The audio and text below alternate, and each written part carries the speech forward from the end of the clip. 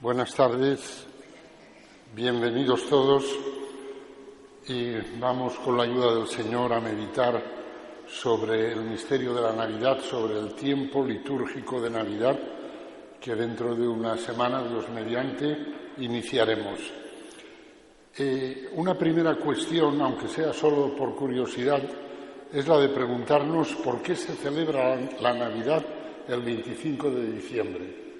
¿Por qué se escogió esta fecha para celebrar el nacimiento de Cristo, dado que no se puede probar históricamente que ese fuese el día de su nacimiento?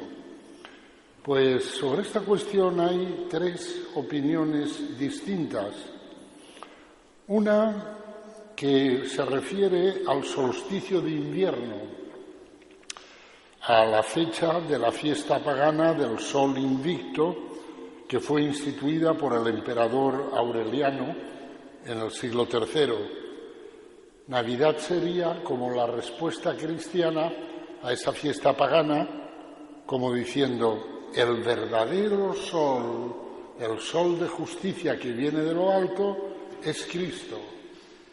Esta es una de las teorías que está muy extendida y que, en fin, pues quizá fuera eso, o esa fuera una de las razones. Una segunda teoría, pues alude a la distancia de 9 meses que hay entre el 25 de marzo y el 25 de diciembre, con lo cual sería el tiempo de un embarazo. Según una tradición, se creía que el 25 de marzo coincidía el comienzo del mundo, la concepción de Jesús y también su muerte. Y también que el día que murió el Señor había sido el 25 de marzo. Es una tradición, no hay pruebas de que así fuera. San Agustín, por ejemplo, se refiere a esta tradición y, bien, esta hipótesis pues es interesante también porque une la creación del mundo con el nacimiento y con la muerte de Cristo. Y esa es una unión, digamos, pertinente, puesto que el mundo ha sido creado mirando a Cristo y pendiente de la obra salvadora de Cristo. Después hay una tercera teoría, según la cual, pues, estudiando la cronología de los turnos sacerdotales en el Templo de Jerusalén, llegaríamos a la conclusión de que Zacarías, el padre de Juan el Bautista, sirvió en el templo en el mes de octubre y 6 meses después, por lo tanto marzo, sería la anunciación de la Virgen María. Según esta hipótesis, entonces ya el 25 de diciembre se habría escogido por una cuestión cronológica, porque efectivamente, según esta hipótesis, habría nacido Cristo en esa fecha. Desde luego no hay manera de saber el porqué, ni tampoco importa tanto. Todas las teorías dicen cosas interesantes, ¿no? Y dicen cosas verdaderas. Y al fin y al cabo esto no tiene para nosotros ninguna importancia capital, puesto que lo importante es que el Hijo de Dios se ha hecho hombre, se ha encarnado y ha venido para realizar la salvación del género humano. Otra pregunta interesante es la de por qué instituyó la Iglesia la celebración de la Navidad. O sea, ya motivos de fondo. ¿Por qué al ir haciéndose el año litúrgico cuajó rápidamente esta celebración de la Navidad?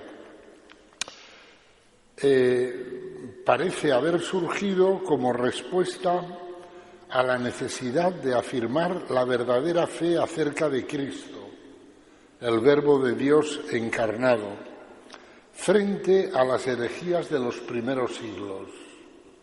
Es decir, parece ser que la verdadera cuestión no fue responder al paganismo que tenía la fiesta del Sol Invictus, que había puesto el emperador Aureliano, no, sino que más bien la verdadera cuestión era una cuestión interna de la Iglesia, cuando surgieron herejías que decían que el Hijo de Dios no se había hecho hombre de verdad y que en realidad Cristo era un hombre como todos los demás, pero que en el momento de su bautismo en el Jordán fue adoptado por Dios como Hijo de Dios. Claro, cuando la Iglesia vio que entre los suyos surgían estas ideas erróneas, pues parece ser que dijo, no, esto tiene que quedar bien claro. El Cristo es el Hijo de Dios, el Hijo eterno del Padre, que se ha hecho hombre como nosotros. No ha sido adoptado en su bautismo en el Jordán, sino que es Hijo de Dios desde toda la eternidad. Y quizá para subrayar esto, para corregir este error, pues fue como surgió la fiesta de Navidad. Es decir, se trataría de confesar y celebrar la verdadera fe en Jesús, que confiesa que Él es Hijo de Dios consubstancial al Padre, es decir, de la misma naturaleza del Padre y nacido de la Virgen María, tal como proclamó el Concilio de Nicea en el año 325. Esta es la preocupación básica que trasciende, que se ve en todos los sermones y las homilías de los santos padres sobre el misterio de la Navidad. Esto se ve muy bien, por ejemplo, en San Gregorio Nacianceno, en Oriente, o en nuestro patrono, San León Magno, aquí en Occidente. La rapidez extraordinaria con que se extendió la celebración de la fiesta de Navidad, que surgió en Roma, no parece explicarse suficientemente por el deseo de oponerse al paganismo, sino más bien por lo que hoy llamaríamos un servicio a la fe y a la verdad del misterio de Cristo. No fue tanto por, digamos, combatir el paganismo, que ya iba a menos por sí solo, cuanto el clarificar la fe de la Iglesia, ¿no? Y decir que quede esto bien claro, el que nos ha salvado es Hijo de Dios desde toda la eternidad y se ha hecho hombre en el seno de la Virgen María. La celebración de la fiesta de la Navidad es, por lo tanto, la celebración de este misterio, del misterio del nacimiento del Hijo de Dios en Belén. No tiene para nosotros ninguna importancia que, que se encontrara ahora un papel que dijera, un pergamino que dijera, no nació el 25 de diciembre, nació el 15 de junio, daría lo mismo, nos da lo mismo. Lo importante es que el Hijo de Dios, consubstancial al Padre desde toda la eternidad, se ha hecho hombre por nuestra salvación. Eso es lo importante y eso es lo que celebramos en Navidad. Este misterio de Navidad lo celebramos en el hoy de la salvación de Dios, dado que hoy se ha dignado compartir con el hombre la condición humana, como dice la oración colecta del día de Navidad. Hoy se ha dignado compartir con el hombre la condición humana. Sobre este hoy meditaremos ahora, porque al meditar sobre la Navidad vamos a meditar precisamente sobre el tiempo. O como dice también otra oración, la poscomunión, dice, hoy que nos ha nacido el Salvador, para comunicarnos la vida divina, te pedimos que nos hagas igualmente partícipes del don de su inmortalidad. La celebración del misterio es para hacer presente y actual en el tiempo la gracia que aquel acontecimiento trajo al mundo y a los hombres. Esa gracia, como explican los padres de la Iglesia, es que el Hijo de Dios se ha hecho hombre para que los hombres seamos hechos hijos de Dios. Se trata de lo que llaman los padres el admirable intercambio. Él ha tomado de nosotros la humanidad para darnos una participación en su divinidad. La importancia de esta solemnidad de Navidad se refleja en el hecho de que la liturgia romana ha elaborado 4 misas. Es decir, tiene más textos de la palabra de Dios, más lecturas, Navidad que Pascua. Porque Pascua tiene 7 lecturas o 9 lecturas en la vigilia pascual. Sin embargo, en Navidad hay 12 lecturas, porque hay 4 misas.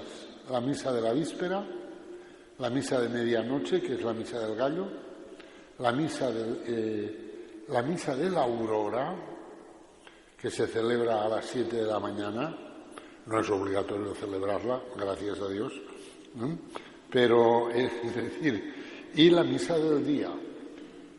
Y cada una de esas misas tiene textos distintos. Primera lectura, salmo, segunda lectura y evangelios distintos. Es decir, la riqueza de la contemplación del misterio que la Iglesia hace en la Navidad es verdaderamente impresionante. Una última cosa en esta pequeña introducción que quiero recordar es la relación íntima y profunda que hay entre Navidad y Pascua. La liturgia sabe que el único misterio de Cristo se celebra a lo largo del año litúrgico, aspecto por aspecto y episodio por episodio, pero que el misterio permanece uno e indivisible en cada celebración o fiesta. En Navidad, Cristo nace para morir y resucitar, porque Cristo ha venido a salvarnos y nos va a salvar con su muerte y resurrección. Con lo cual, la unión entre Navidad y Pascua es muy estrecha. El nacimiento del Señor es el comienzo de nuestra salvación. Salvación que se consuma en la muerte y resurrección, en el misterio pascual. Por eso la conexión es muy estrecha. Esto, de una forma muy bella, lo subrayan nuestros hermanos de Oriente, porque en los iconos de Navidad ellos suelen representar al Niño Jesús, los pañales del Niño Jesús como unas vendas ajustadas, como el Niño Jesús vendado.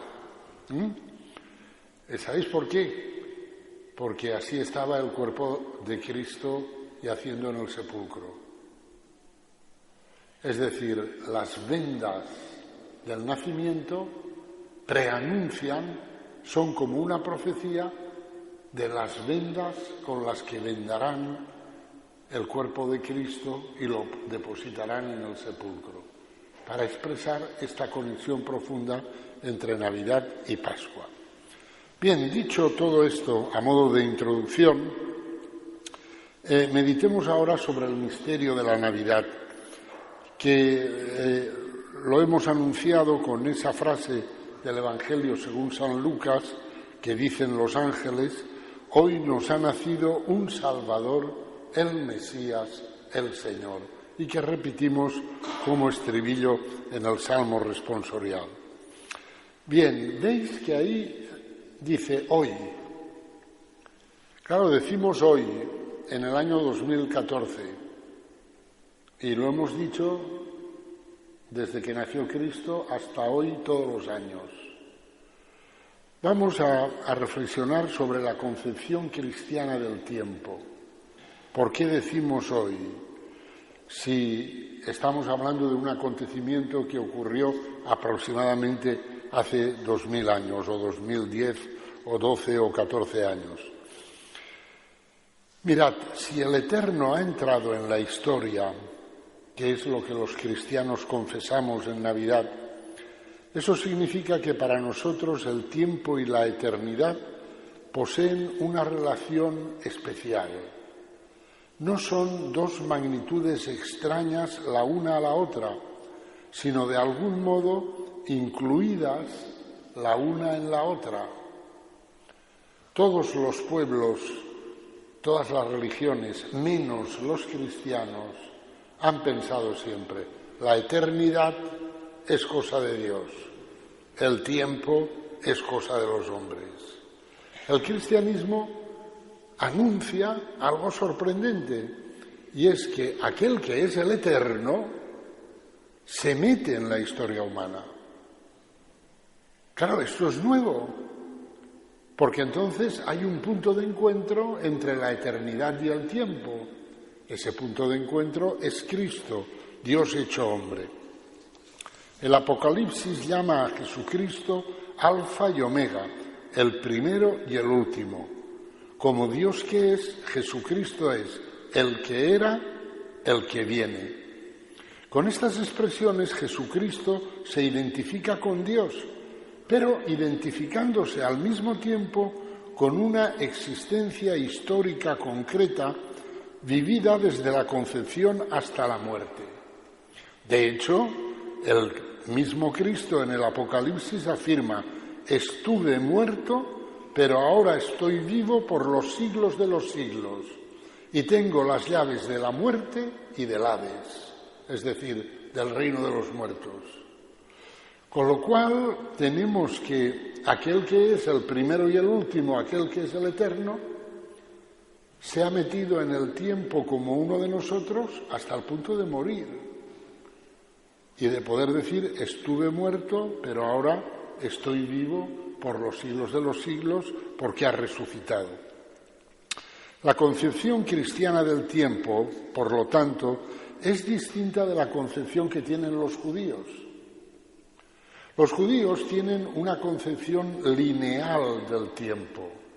Dicen: el tiempo empieza en la creación y terminará cuando venga el Mesías. Ya está, implante su reino, terminará. El tiempo es como una flecha que va desde la creación hasta la llegada del Mesías. Pero los cristianos no tenemos esa concepción, porque creemos que dentro de esa flecha ha habido un acontecimiento, y es que el Eterno, bendito sea, se ha hecho hombre, se ha metido en esa flecha del tiempo, con lo cual, si tuviera yo aquí una pizarra, ahora haría un garabato y pondría en un punto de esa flecha las iniciales de Jesucristo, y ahí dibujaría un círculo, una espiral que da vueltas, da vueltas, da vueltas y acaba englobando la historia entera. Entonces, la concepción cristiana del tiempo es una concepción en la cual la eternidad ha entrado en el tiempo y el tiempo está contenido en la eternidad. Y eso coincide con la persona de Cristo. En la temporalidad humana se transparenta la supratemporalidad de la eternidad, porque el Hijo eterno del Padre ha entrado en el tiempo. Dentro de la historia, en el seno del tiempo, se ha producido una existencia histórica, la de Jesús de Nazaret, que rebasa el tiempo, que lo engloba y lo contiene. Y si todo el tiempo está contenido en la persona y la existencia de Cristo, entonces, desde cualquier punto del devenir temporal, desde cualquier momento de la historia humana, se puede conectar con Cristo y con el significado salvador de su existencia, de su nacimiento, crecimiento, predicación, milagros, exorcismos, pasión, muerte, resurrección, ascensión y glorificación. Porque, como dice la carta a los Hebreos, Jesucristo ayer como hoy es el mismo y lo será siempre. Y este Jesucristo, siempre el mismo, se identifica con un ahora histórico en el que Dios ha reconciliado el mundo consigo. Claro, esto hace que en cualquier punto de la historia humana, como toda la historia humana está asumida por Cristo, el hombre pueda encontrar a Cristo. Esto hace que lo pudieran encontrar sin saberlo los que vivieron antes de Cristo. Cuando Melquisedec, por ejemplo, presentó pan y vino delante de Abraham, qué misterio más grande, 4000 años antes de de que Cristo instituyera la Eucaristía, pan y vino? Pues es que cualquier hombre ha podido ser encontrado por Cristo en cualquier punto del devenir temporal y podrá ser encontrado hasta que Él vuelva, precisamente porque toda la historia está contenida en Cristo. El Catecismo de la Iglesia Católica dice: todo lo que Cristo es y todo lo que hizo y padeció por los hombres participa de la eternidad divina y domina así todos los tiempos y en ellos se mantiene permanentemente presente.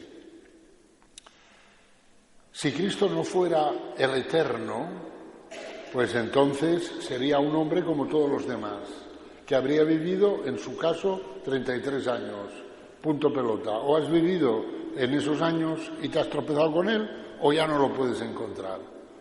Pero como él no es un hombre como todos los demás, nada más, sino que es el eterno, él abarca todos los tiempos y por lo tanto en cualquier tiempo cualquier hombre lo puede encontrar. Y así el misterio pascual de Jesucristo, al cual pertenece la Navidad, como toda la existencia histórica del Señor, puede hacerse presente en todo tiempo humano, porque los domina todos. En consecuencia, para el cristianismo, la estructura del tiempo de la historia humana es la de ser, voy a decir 3 palabras en griego, pero en fin, a veces ayuda, ¿no?, saber que hay una palabra rara que dice eso. Ha de ser una anamnesis, o sea, memoria de lo que Dios ha hecho por nosotros. Un kairos, acontecimiento revestido por Dios de un valor salvífico especial para el hombre. Y un eschaton, culminación última y definitiva del acontecimiento salvador. Cualquier momento de la historia, en Cristo y por Cristo, tiene esas 3 dimensiones. Memoria que hace presente lo recordado, gracia especial que se da en ese momento y anticipación de la plenitud total de la gracia que acontecerá en la segunda venida del Señor. Claro, eso hace que yo os pueda decir con toda razón, no yo, cualquier sacerdote y cualquier cristiano, que cuando venimos a misa, por ejemplo, pues que vamos al Calvario, que somos contemporáneos del Calvario y somos contemporáneos del sepulcro vacío y de la mañana de Pascua y del día de Pentecostés, porque quien está en Cristo está en contacto con aquel que contiene toda la historia humana, porque es el eterno, no es un hombre, no es Napoleón, no es Alejandro Magno. Ellos han tenido su tiempo como todo hombre y nada más, pero Cristo es el eterno entrado en el tiempo y eso es lo que da esa dimensión especial. ¿Qué consecuencia tiene todo esto? Bueno, pues la consecuencia que tiene es que el cristianismo habla en presente.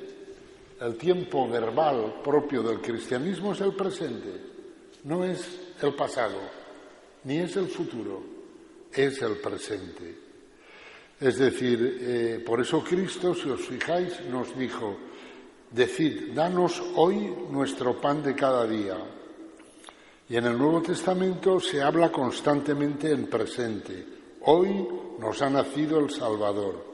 Hoy ha entrado la salvación a esta casa. Dice, por ejemplo, el Señor en casa de Zaqueo: hoy estarás conmigo en el paraíso. Siempre hoy, le dice el Señor al buen ladrón, ¿no? Ahora es el tiempo de la gracia. Ahora es el día de la salvación, dice San Pablo. No dice: fue hace unos años el tiempo de la gracia, será dentro de unos años. No, ahora, hoy. Atended hoy a su voz, amonestaos mutuamente día a día mientras dure este hoy. Este hoy es Cristo, que abarca todos los tiempos, y que por lo tanto puede ser encontrado desde cualquier punto del tiempo, y puede alcanzar a cualquier hombre. ¿Veis? Eso nos diferencia, por ejemplo, de nuevo de los judíos. Los judíos viven pensando en el futuro. El tiempo verbal que conjuga el judaísmo es el futuro. El Mesías vendrá. Todavía no ha venido. Vendrá. La existencia judía está polarizada hacia el futuro, ¿no?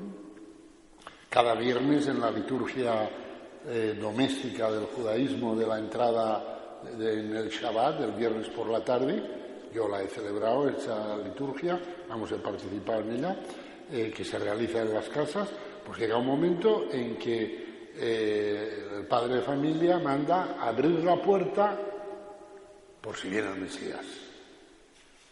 Están polarizados en algo que tiene que ocurrir y que no ha ocurrido.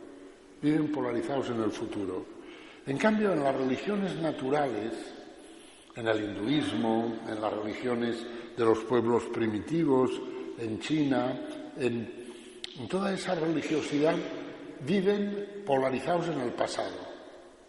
Viven de la nostalgia de un tiempo arcaico, primitivo, en el cual los dioses, según ellos, convivían con los hombres, produjeron las cosas, etcétera y tal.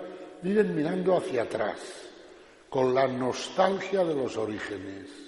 El judaísmo es la espera del que ha de venir, las religiones naturales, la nostalgia de los orígenes, el cristianismo es Cristo, el cual es el origen y el fin, porque es alfa y omega, y que nos encuentra en el hoy de nuestra existencia, el que es el hoy que abarca toda la temporalidad entera de la historia. Los cristianos, por lo tanto, no somos los hombres de la utopía. Esos serían los judíos. Y es curioso, muchas utopías filosóficas las han hecho judíos. Judíos a lo mejor ateos, como Marx, pero judíos, la utopía, el futuro. Ni tampoco somos los hombres de la nostalgia, el pasado. Pues si no somos los hombres de la utopía ni los hombres de la nostalgia, ¿qué somos? Somos los hombres de la presencia de Cristo en medio de nosotros. Él nos encuentra y nosotros lo hacemos presente a Él. Yo estaré con vosotros todos los días hasta el fin del mundo.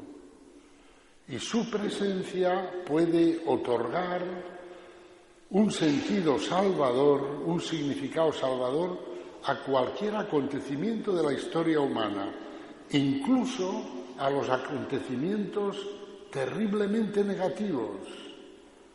Pero si se viven por Cristo, con Cristo y en Él, pueden adquirir significado salvador.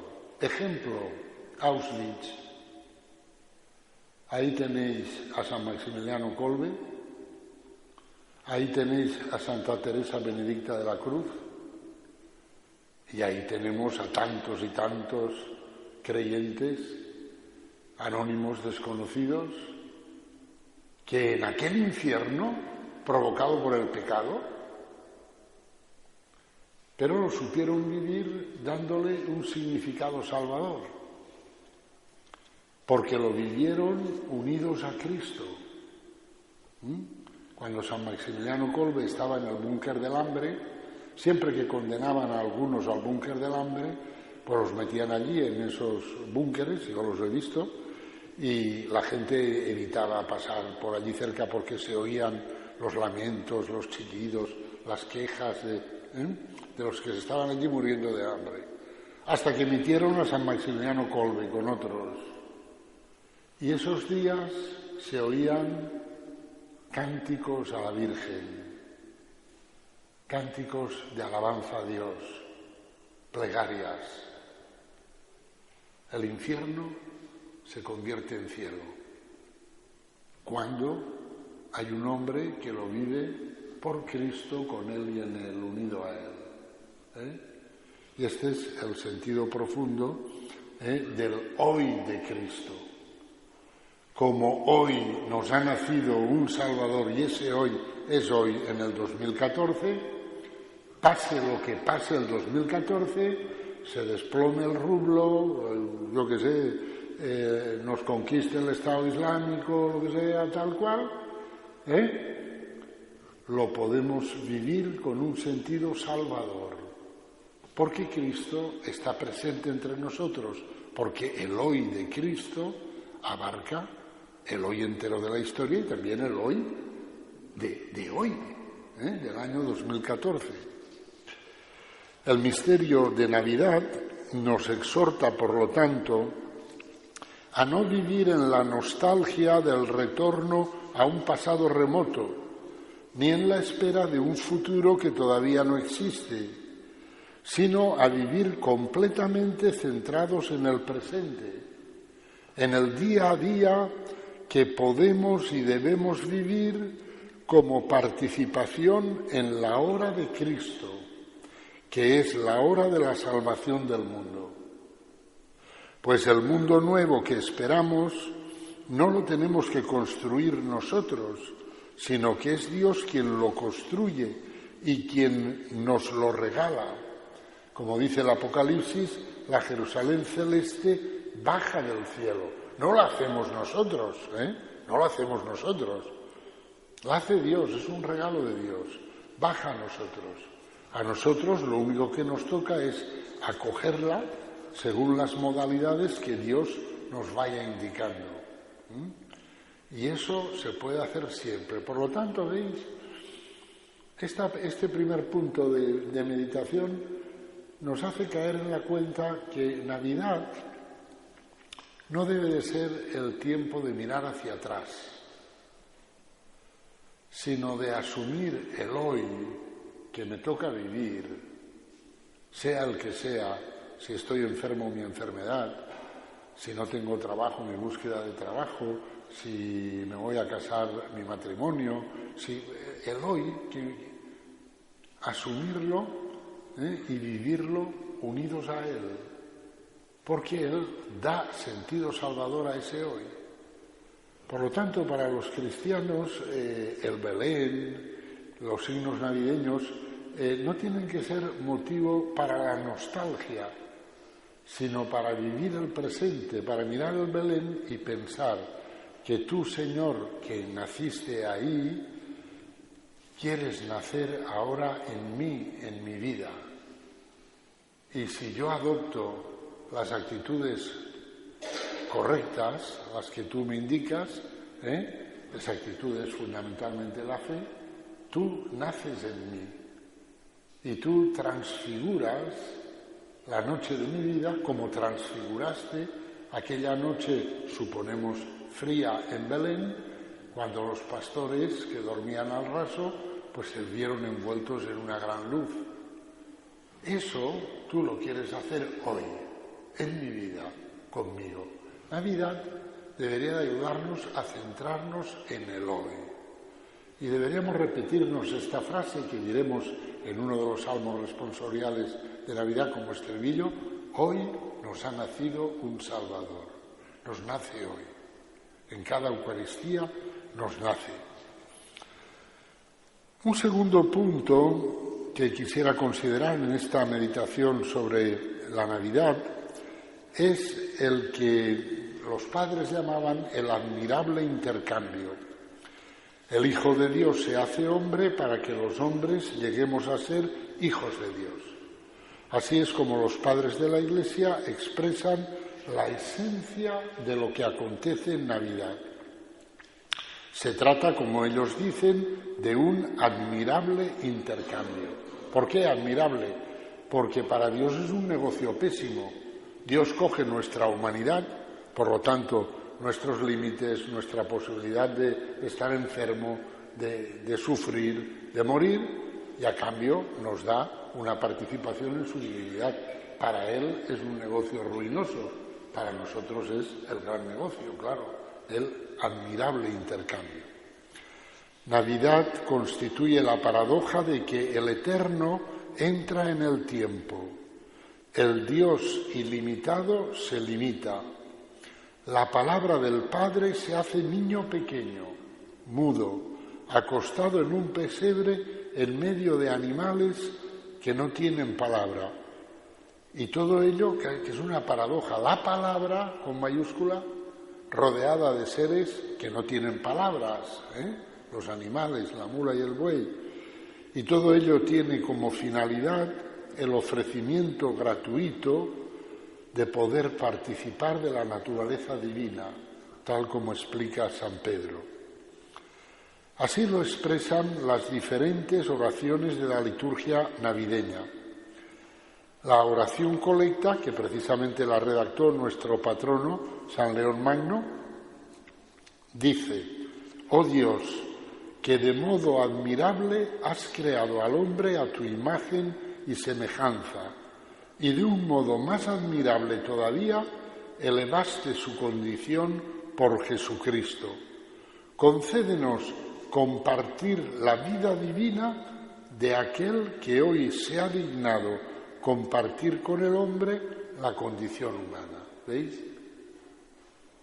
El admirable intercambio. Él se ha dignado compartir nuestra condición para que nosotros podamos compartir la suya. También en la oración sobre las ofrendas proclamaremos: acepta, Señor, nuestras ofrendas en esta noche santa. Eso será en la Misa del Gallo, que por cierto, animaos, venid a la Misa del Gallo.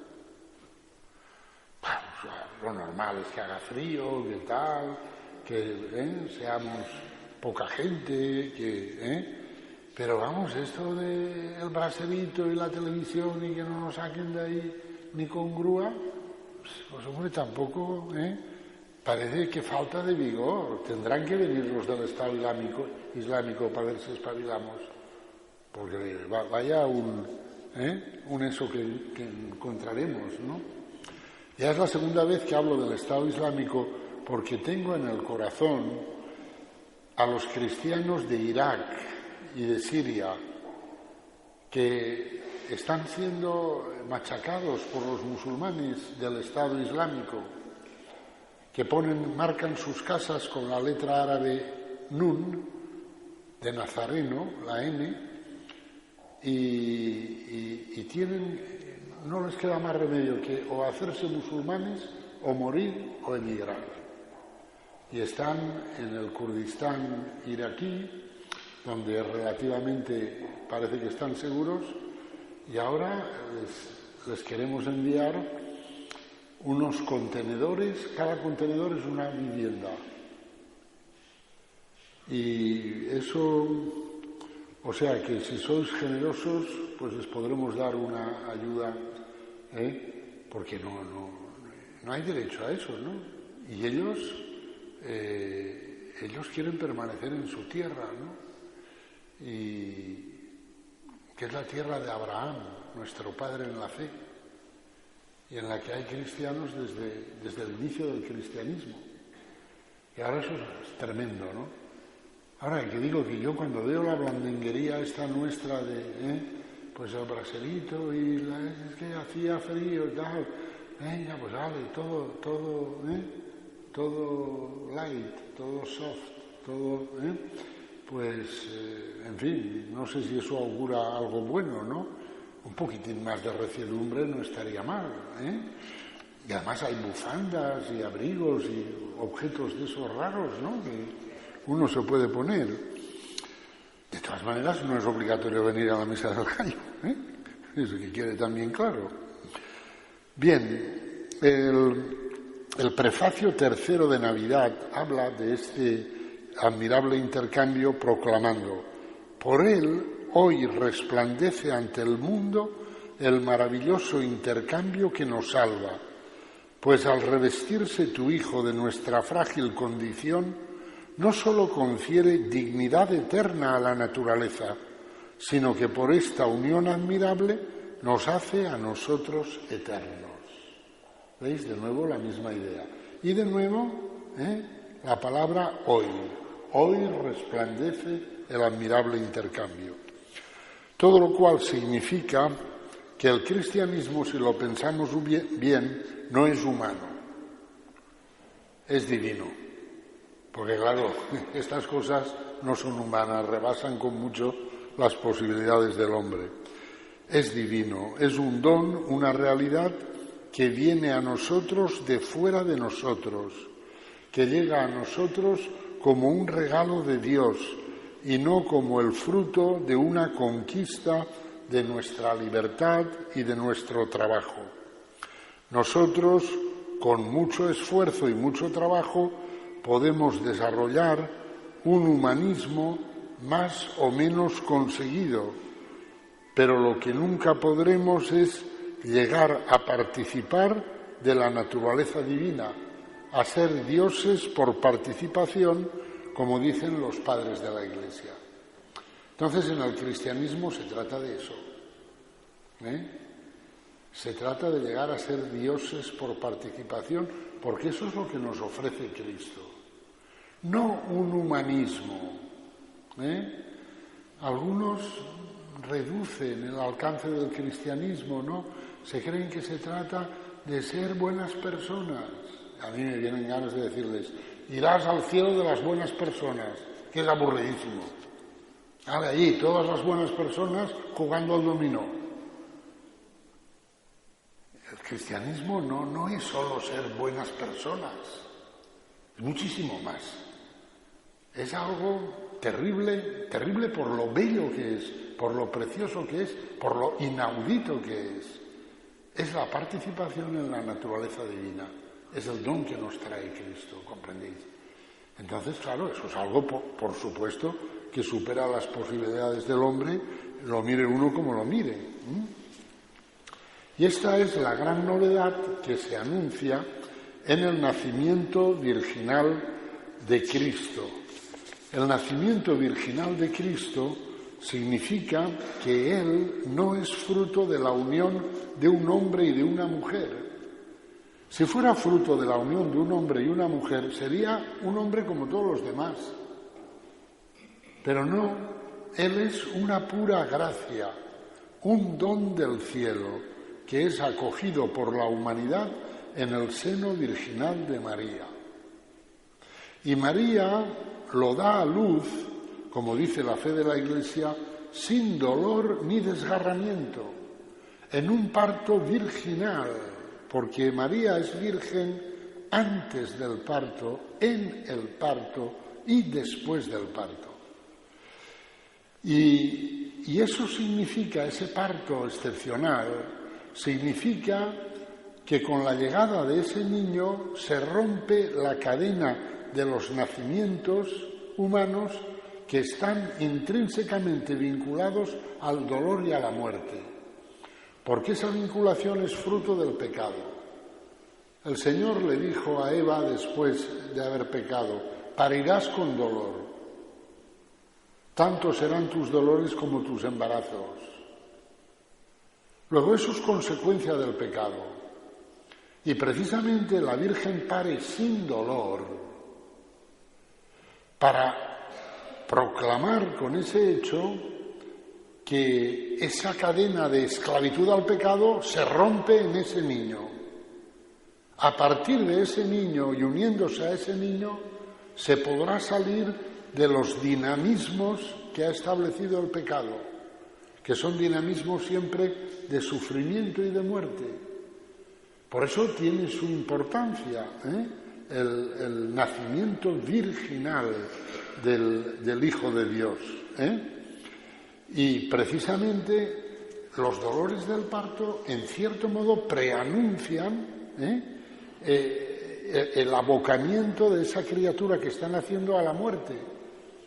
Porque el sufrimiento está vinculado a la muerte, es como el anticipo de la muerte.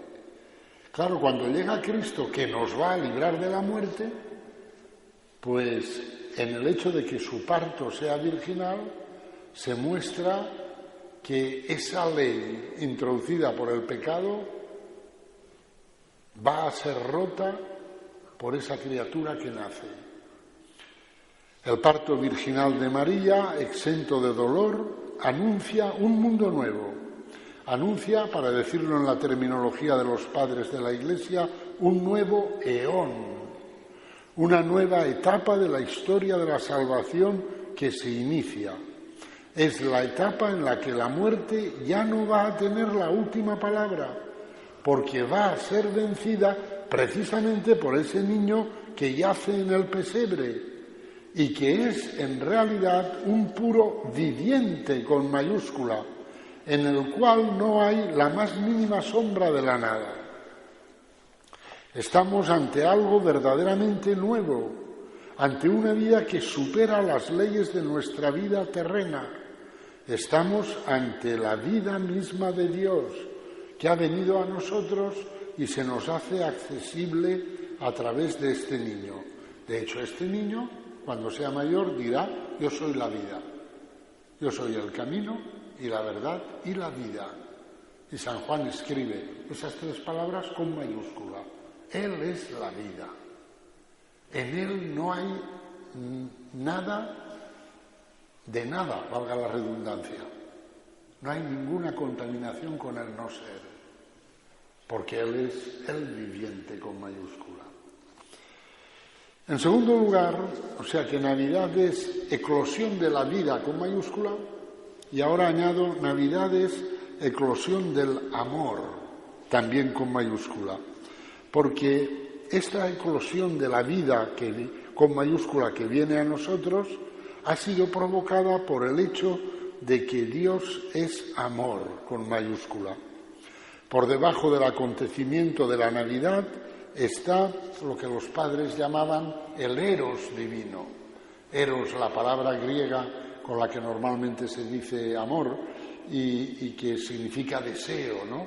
Pues está el deseo divino, el deseo amoroso de Dios, que no puede soportar la condición desastrosa en que el hombre se ha colocado a causa del pecado y decide salvarlo, decide bajar a salvarlo.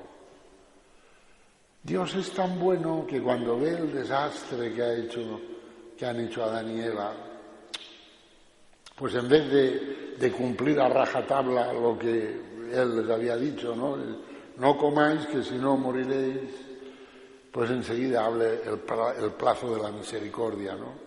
Y el mismo Dios, Él en persona les fabrica unas túnicas allí con pieles para que puedan subsistir en la condición desastrosa en la que ellos se han metido y han metido al universo a causa del pecado.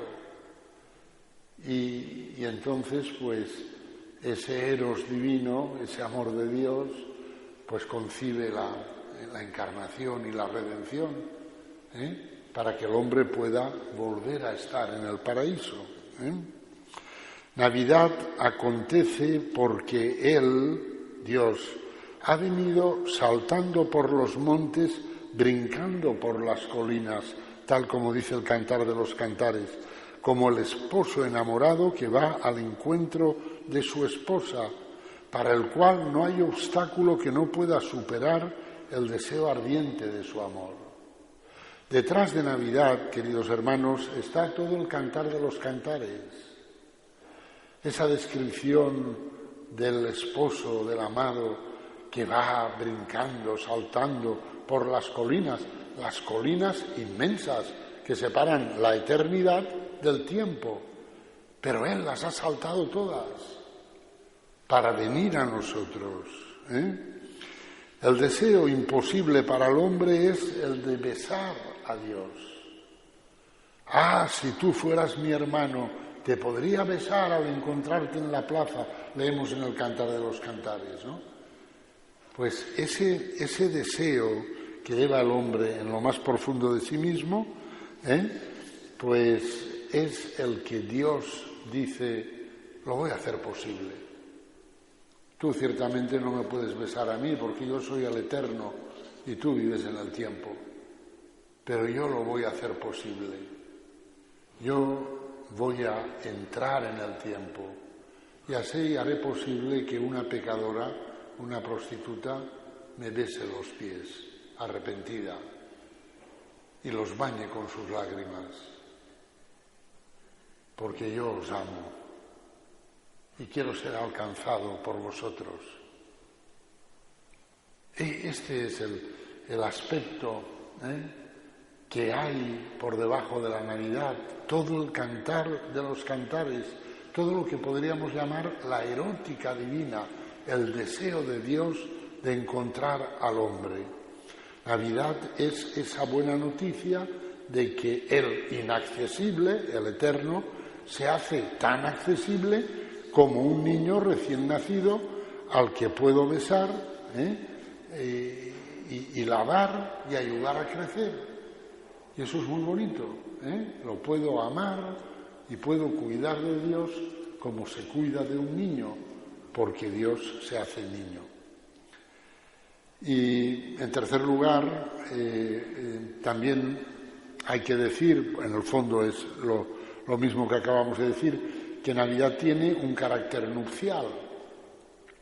Claro, si por debajo de Navidad está el cantar de los cantares, pues ya se entiende que Navidad posee un carácter nupcial. Es el inicio de las bodas de Dios con la humanidad, de Cristo con su Iglesia. Han llegado las bodas del Cordero.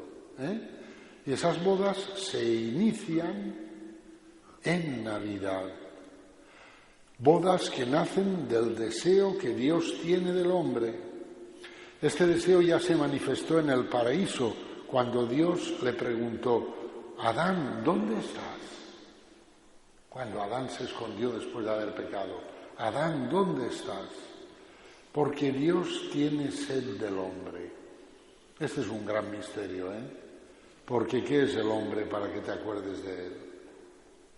¿Qué le puedo dar yo a Dios? ¿Es que Dios carece de algo? No. Bueno, puede carecer de mi amor, porque mi amor solo se lo puedo dar yo. Y Él tiene sed de ese amor.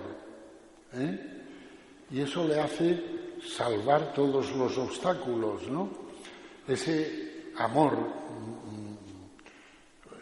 de Dios al hombre y esa sed del amor del hombre es la que lleva al Hijo de Dios a la encarnación.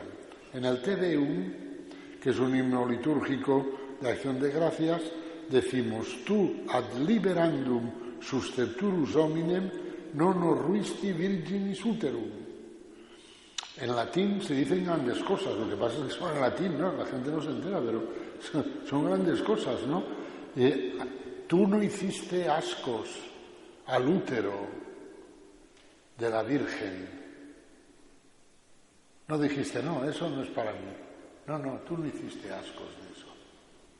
Tú te metiste en el útero de la Virgen para llegar a nosotros, para salvarnos. Y el hombre, aunque no lo sepa, también tiene una inmensa sed de Dios, pero tiene miedo.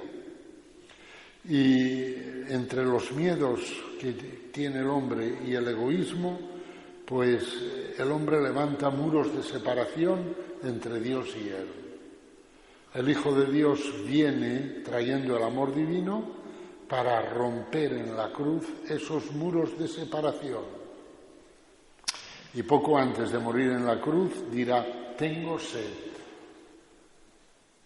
¿De qué sed hablamos? ¿De la sed del cuerpo? Puede que sí, pero es lo menos importante. Tengo sed de vuestro amor. Tengo sed de que vosotros os abráis a mi amor y que entonces crezcáis y seáis en plenitud.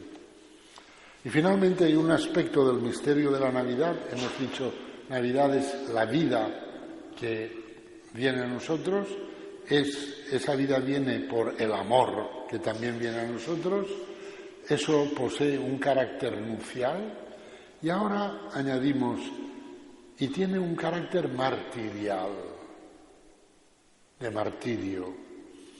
Las bodas entre Dios y los hombres, que se inician en Navidad, van a ser unas bodas de sangre. Es lo que nos recuerda la octava de Navidad. Sabéis que las grandes fiestas, Navidad y Pascua, tienen una octava. Y que una octava es, durante 8 días, en el fondo se celebra la misma fiesta, que se va contemplando desde puntos de vista distintos, pero es la misma fiesta. 8 días que son como un solo día. Bien, hay una cosa muy curiosa. ¿Cuál es el color litúrgico de Pascua? El blanco. ¿Y el de Navidad? El blanco. Sin embargo, en la octava de Navidad, la Iglesia en su liturgia nos obliga a los sacerdotes a vestirnos de rojo 3 días.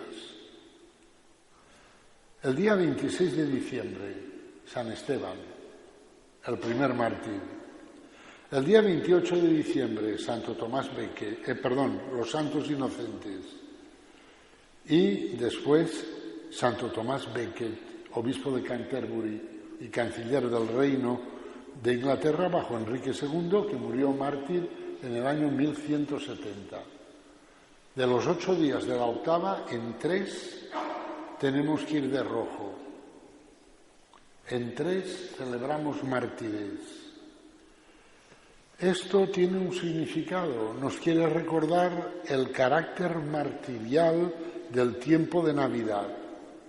Las bodas místicas que el Verbo de Dios realiza con la humanidad van a ser unas bodas de sangre que se consumarán en el lecho de la cruz.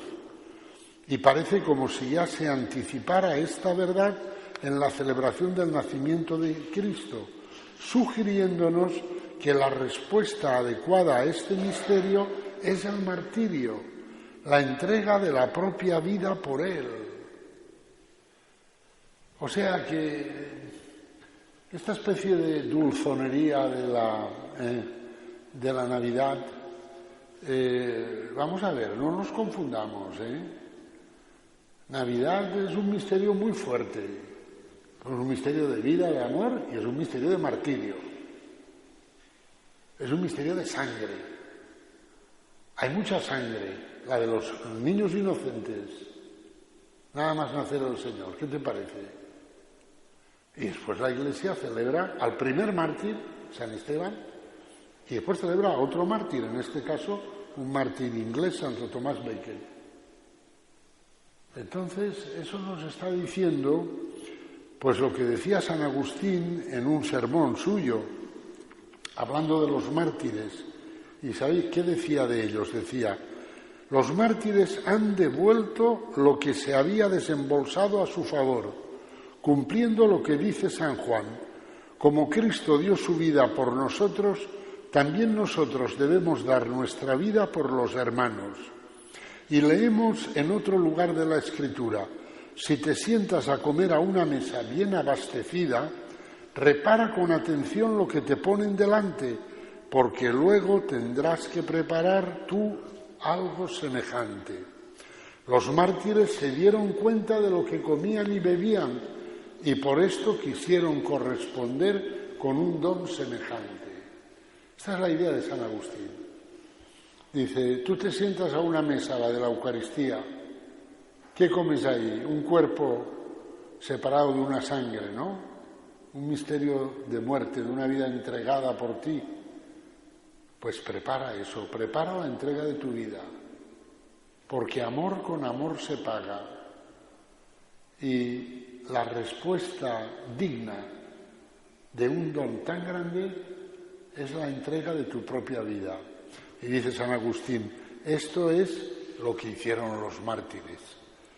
Navidad es para la cruz y la Eucaristía. Y la respuesta correcta al amor que se nos revela y entrega en ellas es el martirio.